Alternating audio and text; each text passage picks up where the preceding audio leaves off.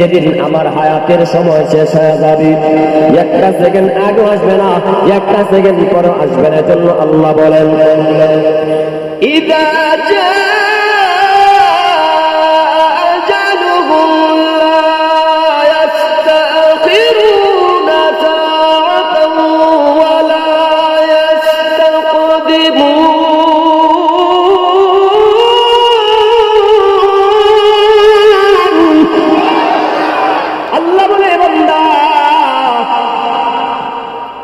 হায়াত যখন শেষ হয়ে যাবে, এক সেকেন্ড আগে আসবে না, এক সেকেন্ড পরেও যাবে না। নির্ধারিত তোমার সময় দেওয়া হয়েছে 2040 সাল পর্যন্ত বান্দা বাঁচবে, মাগরিব পর্যন্ত। মাগরিব আযান যখন হয়ে যাবে তোমার জান কবজ করবে। একটা সেকেন্ড বান্দা 40 সালের পরে তুমি নিতে পারবা না। হায়াতের বাজেট শেষ যখন হয়ে যাবে, একদিন হায়াত বাজেট শেষ হয়ে যাবে, আল্লাহর কাজ করার সামনে দাঁড়ায় হায়াতি বাজেটের হিসাব দেওয়া লাগবে। 50-60 বছর হায়াত আপনাকে আমাকে আল্লাহ দিয়েছে, একদিন হায়াতি সময়ের হিসাব দেওয়া লাগবে। এজন্য নবী বলে, হায়াতাকা ক্বাবলা মাউতিক, তুমি তোমার হায়াতের সময়টারে মূল্যায়ন করো মউত আসার আগে আগে। আমার বাবা যে জন্য আল্লাহ পাক গুরুত্ব দিয়ে বুঝাইতে চাই, আল্লাহ আসর মানে সময়ের কসম। সময়ের কসমকে আল্লাহ বলেন, ইন্নাল ইনসানা লাফী খুসর। দুনিয়ার যত মানুষ আছে সব মানুষগুলা ক্ষতির মধ্যে আছে, তবে 4 শ্রেণীর মানুষ ব্যতীত। দুনিয়ার যত মানুষ আছে সব মানুষগুলা বিপদের মধ্যে আছে, তবে 4 শ্রেণীর মানুষ ব্যতীত দুনিয়ার সমস্ত মানুষগুলা ক্ষতির মধ্যে আছে। 4 শ্রেণীর মানুষের মধ্যে 1 নম্বর, ইল্লাল্লাযীনা আমানু। ঈমানদার যারা হবে তারা ক্ষতি থেকে মুক্ত। বলেন, ঈমানদার যারা হবে তারা কি থেকে মুক্ত? ক্ষতি থেকে মুক্ত। ঈমানদার যারা হবে তারা ক্ষতি থেকে মুক্ত।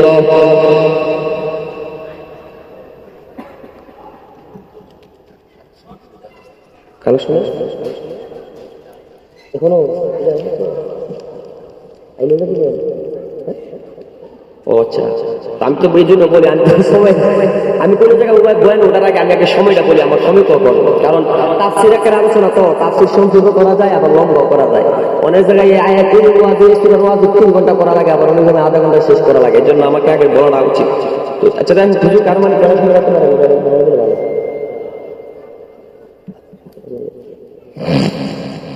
আমার বাবাজি খেয়াল করে শোনেন, ইল্লাল্লাযীনা আমানু, ঈমানদার যারা হবে তারা ক্ষতি থেকে মুক্ত। ঈমানওয়ালার বড় দাম আছে। দুনিয়ার মানুষ ঈমানওয়ালার বড় দাম আছে। দুনিয়ার মধ্যে তো দামি হওয়া যায় নেতা আর নেত্রী হলে, বেঈমান হওয়া সত্ত্বেও বেঈমান যারা তারা দামি হয়ে যায়। টাকা পয়সা নেতার গুণে দামি হওয়া যায়, বেঈমান হলেও দুনিয়ার মানুষের কাছে দামি, কিন্তু আল্লাহর কাছে দামি হতে গেলে ঈমানদার হওয়া লাগবে। আল্লাহর কাছে ঈমানওয়ালার বড় দাম আছে। হতে পারে আতুর কানা লেংরা, কিন্তু একজন ঈমানদার বান্দার বড় দাম আছে, আল্লাহর কাছে বড় দাম। ঈমানওয়ালা বান্দার কত দাম! ঈমানওয়ালা বান্দা আব্দুল্লাহ ইবনে উম্মে মাকতুম, উতবা সাইবা আবু জাহেলকে নবীজি দিনের দাওয়াত দিতেছে, দেখেন ঈমানওয়ালার কত দাম। উতবা সাইবাদেরকে এমন ভাবে নবীজি যখন দিনের দাওয়াত দিতেছেন, এই মুহূর্তে নবীর একজন সাহাবী আব্দুল্লাহ ইবনে উম্মে মাকতুম, অন্ধ সাহাবী, নবীর কাছে প্রতিদিন আগমন করে, ইয়া রাসূলুল্লাহ, আমাকে আপনি কিছু দিন শিক্ষা দান করেন, কিভাবে নামাজ পড়ব, কিভাবে রোজা রাখবো। এইভাবে যখন আব্দুল্লাহ ইবনে উম্মে মাকতুম অন্য দিনের নেই রাসূলের কাছে ওই সময় আসলেন, যে সময় নবীজি মক্কার বড় বড় সরদারদেরকে দাওয়াত দিতেছেন দিনদার বানানোর জন্য।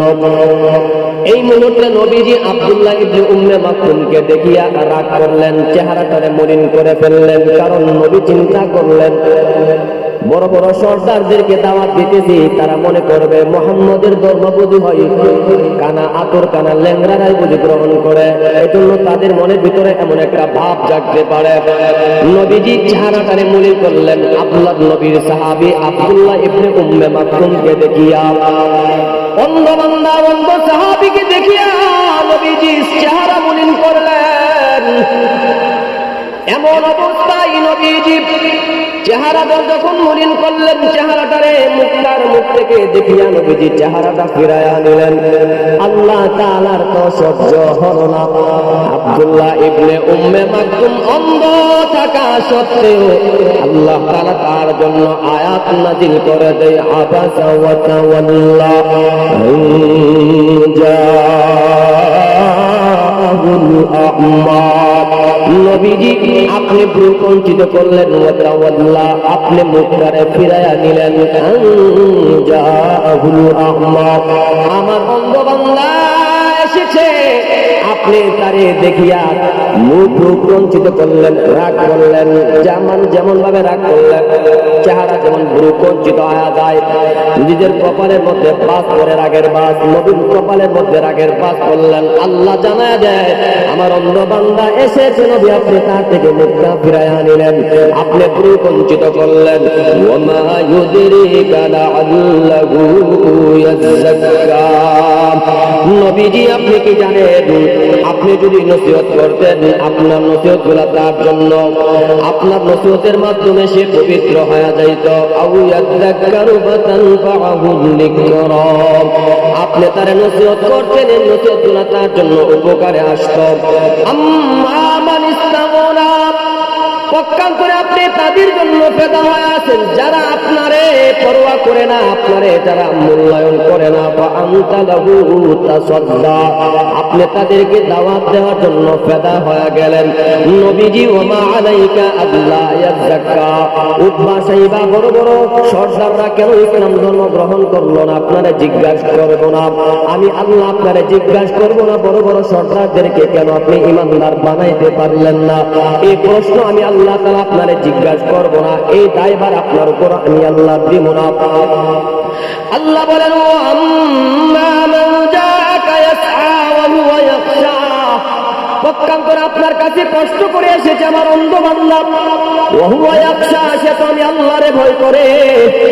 নবীজি আপনি কিন্তু ঠিক করলেন না, অন্ধ বলে কিন্তু আপনি তার থেকে মুখটা ফিরাইয়া নিলেন। আপনি কি জানেন তামাম দুনিয়াকে যদি একদিকে রাখা হয় আর আমার একজন অন্ধ বান্দা আতর কানা লেংড়া হলে কি হবে, কিন্তু সে ইমানদার, একজন ইমানদারের সেজদার দাম কুল কায়নাতের চাইতে আমি আল্লাহর কাছে বেশি। জোরে জোরে বলেন না সুবহানাল্লাহ, আরেকটু আওয়াজে বলেন না সুবহানাল্লাহ।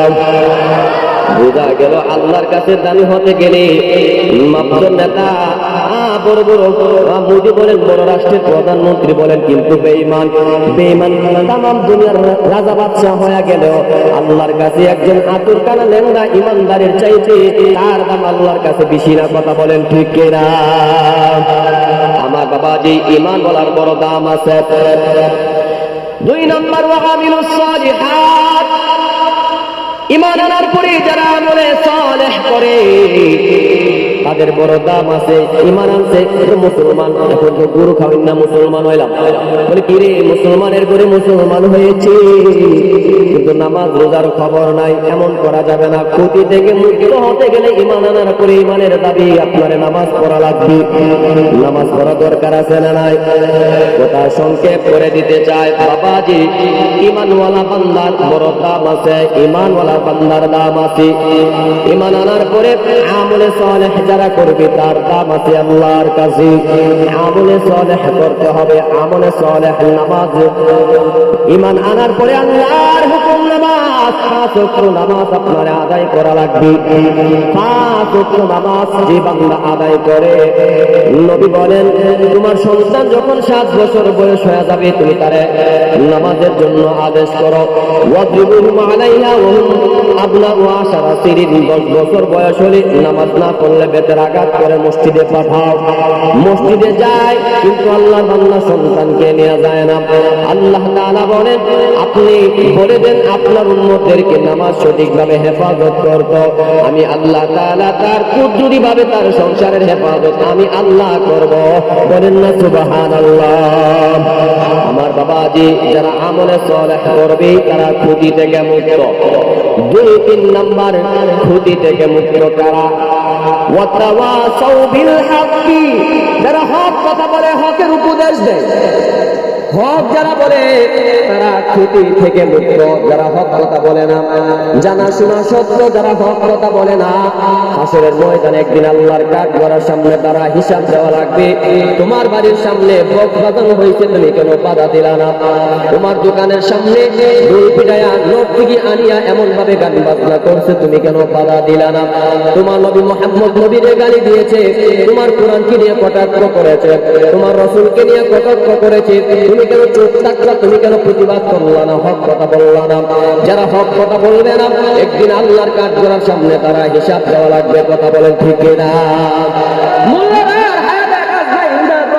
বন্ধ করে করে সেই করে আরে মেয়ার আপনার কাজ পর্যন্ত বলতে পারবেন যে কোনোদিন মোল্লারা উলামায়ে কেরাম নিজের ক্ষমতার জন্য, নিজের কোনো চেয়ার দখল করার জন্য আন্দোলন করছে? আপনারা কি কোনোদিন বলতে পারবেন?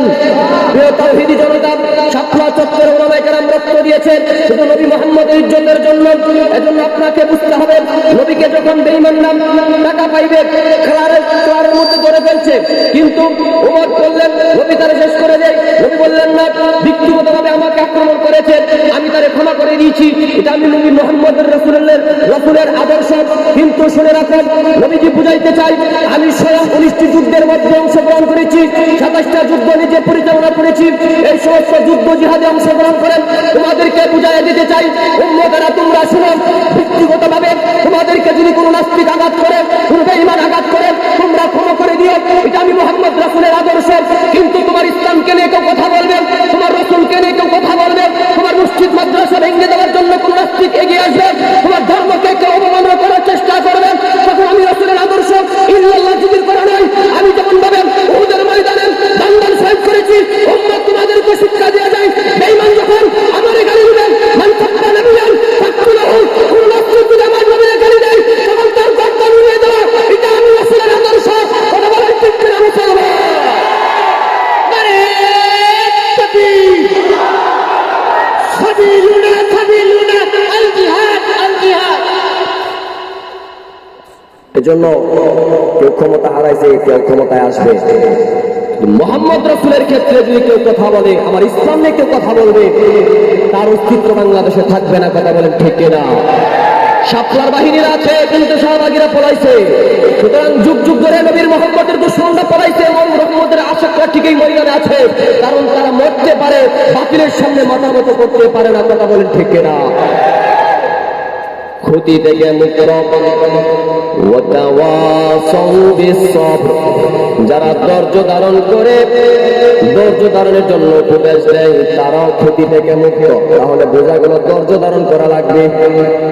ধৈর্য ধারণ করার জন্য অন্যকে উপদেশ দেওয়া লাগবে। আল্লাহ বলেন ওয়াস্তাঈনু বিস-সাবরি ওয়াস-সালাহ। আল্লাহ নবী বলেন ওয়াস্তাঈনু, আল্লাহ তাআলা বলেন ওয়াস্তাঈনু বিস-সাবরি ওয়াস-সালাহ, তোমরা নামাজ এবং ধৈর্যের মাধ্যমে আমি আল্লাহর কাছে সাহায্য চাও। বাবাজি, ধৈর্য ধারণ করা লাগবে। আল্লাহ পাক আমাদেরকে সম্পদ দিয়েছেন, এগুলা পরীক্ষার মাধ্যমে আল্লাহ তাআলা আমাদেরকে ধৈর্য পরীক্ষা করেন। কে আল্লাহর রাস্তায় খরচ করে, কে করে না, এটা একটা ধৈর্য। ধৈর্যের মাধ্যমে আল্লাহ তাআলা আমাদেরকে পরীক্ষা করেন। এজন্য ধৈর্য ধারণ করা লাগবে। ধৈর্য আল্লাহ তাআলা পরীক্ষা করেন। ইমানদার বান্দা যারা হবে, আল্লাহ তাআলা যখন কোন ধরনের আদেশ করবে আল্লাহর রাস্তায় খরচ করা, ইমানদার বান্দা আল্লাহর রাস্তায় খরচ করবে। কারণ নবী বলে ওয়াবিনা আকা কাবলা ফাকরি, তুমি তোমার ধনাঢ্য জিন্দেগিকে মূল্যায়ন করো ফকির হওয়ার আগে আগে। এমন একটা সময় আসবে বান্দা দান করার জন্য মন চাইবে, কিন্তু হাতের মধ্যে টাকা থাকবে না। তোমাকে অবশ্যই আল্লাহর রাস্তায় খরচ করা লাগবে। বাবাজি খেয়াল করে শুনেন,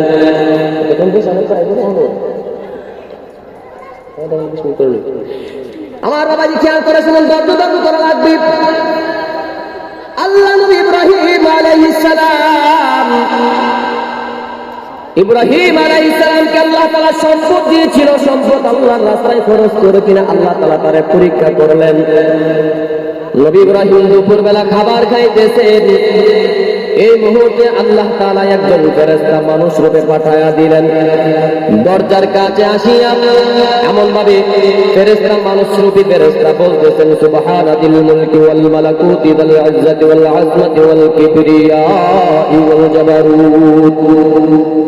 ইব্রাহিম নবী এত মজার কণ্ঠ শুনিয়া দরজার কাছে গেলেন। লোকটা নাম আল্লাহর নাম উচ্চারণ করিয়া চলে যায়। ইব্রাহিম নবী বলে, কে গো তুমি?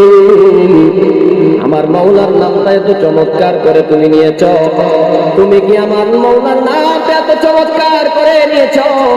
মাওলার নামটাকে আরেকবার শোনায় দাও না। লোকটা বলে, মাগনা দিব না, আমার কিছু দান করা লাগবে বলে আমার উটের পাল আছে, নিয়ে যাও, মাওলার নাম শোনায় দাও। সুবহানাল মুলকি ওয়াল মালাকুতি ওয়াল ইজ্জাতি ওয়াল আযমাতি ওয়াল কিবরিয়াই ওয়াল জাবারুত। দ্বিতীয়বার শোনানোর পরে লোকটা চলে যায়। ইব্রাহিম নবী বলে, আল্লাহর বান্দা যাইও না, আমার মাওলার নামটা তুমি আরেকবার শোনায়া দাও।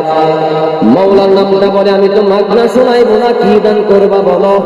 বলে, আমার ছাগল দুম্বার পাল আছে, নিয়ে যাও। মাওলার নাম শোনায়া দেয়, আবার চলে যায়, বলে মাগনা শোনাইবো না, বলে বাড়িটা আছে, বাড়িটা নিয়ে যাও। বাড়িটাও নিয়ে গেলেন। আবার ইব্রাহিম নবী বলে, যাইও না, মাওলার নাম যত শুনি তত মজা লাগে, তত ভালো লাগে, আরেকবার শোনাও। লোকটা বলে, মাগনা শোনাইবো না। ইব্রাহিম সব সম্পদ তো মাওলার নাম শোনার বিনিময়ে দান করে দিলে, এখন তোমার আমি কি বলে শোনাবো, কিসের বিনিময়ে শোনাবো? ইব্রাহিম নবী বলে, আল্লাহর বান্দা তুমি যদি আমার মাওলার নামটা একবার শোনা দাও, আমি তোমার সারা জীবনে গোলাম বনে যাব। বলেন না সুবহানাল্লাহ। মাওলার নাম শোনায় দেয়, সুবহানাল মুলকি ওয়াল মালাকুতি ওয়াল ইজ্জাতি ওয়াল আযমাতি ওয়াল কিবরিয়াই ওয়াল জাবারুত। আমার বাবাজি মাওলার নাম শোনায় দেয়। এবার যখন লোকটা চলে যাওয়ার মুহূর্তে ভিতর থেকে লোকটা ডাক দেয়, বলে, ইব্রাহিম আমি যে এতক্ষণ তোমার মাওলার নাম শোনাইছি, আমি তো দুনিয়ার কোন মানুষ নয়, আল্লাহ তাআলা আমারে ফেরেশতা, আমি একজন আল্লাহর ফেরেশতা মানুষ রূপে তোমার কাছে পাঠাইছেন। তুমি মাওলার নামের জন্য, দিনের জন্য আল্লাহর রাস্তায় খরচ করতে চাও কিনা আল্লাহ পরীক্ষা করার জন্য আমাকে তোমার কাছে পাঠাইছিল। কিন্তু তুমি তোমার মাওলার নাম শুনিয়া সব তো তুমি দিয়া দিলা, তুমি তো মাওলার পরীক্ষার মধ্যে পাস করলা। বলেন না সুবহানাল্লাহ। মাওলার ইশকে জ্বলে আগুন, নিবাইলে যে নিভে না, পুরে পুরে চাই হইল এই যে পাগলের সিনা। মাওলা তোমার ভালোবেসে কলিজা পুরে বন্ধ আসে, মাওলা তোমায় ভালোবেসে কলিজা পুরে বন্ধ আসে, এই বুকেতে বইছে খরা, এই বুকেতে বইছে খরা, কেমনে পাবো তোমার দেখা? মাওলার ইশকে জ্বলে আগুন। আমার বাবা আজিরা এজন্য আল্লাহর নামে শুনিয়া ইব্রাহিম নবী নিজের জান পর্যন্ত দিয়া দিলেন। দিনী মাদ্রাসায় নিজের আমল দিয়া তো জান্নাতে যাইতে নাও পারি, যে বান্দা আল্লাহ তাআলার বক্তব্য মাদ্রাসার মধ্যে আমরা যারা শরীক থাকতে পারবো, নবী বলে, উম্মতেরা রে, নিজের আমল দিয়া হয়তো জান্নাতে নাও যেতে পারো। as-সাদাকাতু তাদফাউল মাসাইব, দান সদকা করলে তোমাকে আল্লাহ তাআলা বালা মুসিবত থেকে আল্লাহ হেফাজত করবেন। বলেন না সুবহানাল্লাহ। এজন্য আমার বাবা বাবাজি আজকে যে প্রধান অতিথি উনি আসছেন, সম্ভবত আসবেন, উনি আবার বেশি দেরি করেন না, বেশি রাত পারও করেন না। এজন্য আমি আপনাদেরকে বলতে চাই, যেহেতু অক্ষুণ্ণ মাদ্রাসা আপনারা দেখেছেন নিস্তালাটা অনেকটা এলোমেলো হয়ে আছে। এজন্য আমাদের নতুন সভাপতি সাহেব হয়েছেন, মাশাআল্লাহ সুন্দর একটি রাস্তা এখন হয়ে আছে। তো আমাদের যে আবাল ব্যাপারী সাহেব উনিও বলছেন আমি মাদ্রাসাকে এগিয়ে নেওয়ার জন্য যথেষ্ট চেষ্টা করব। আমাদের যে মাদ্রাসার আরেকজন আছেন মোতাওয়াল্লি শরীফ ব্যাপারী সহ আমাদের মাদ্রাসার মধ্যে অনেকেই চেষ্টা করেছেন, শুরু থেকে নিয়ে অনেকেই দায়িত্ব ছিল, অনেকে বর্তমান আছেন, ভবিষ্যতে হয়তো অনেকে আসবেন। আমি আপনি বাবাজি থাকবো না, কিন্তু মাদ্রাসা ঠিকই থাকবে কোরআনের মাদ্রাসায়। একজন ভাই বলেন ভাই আমি এই মাদ্রাসার জন্য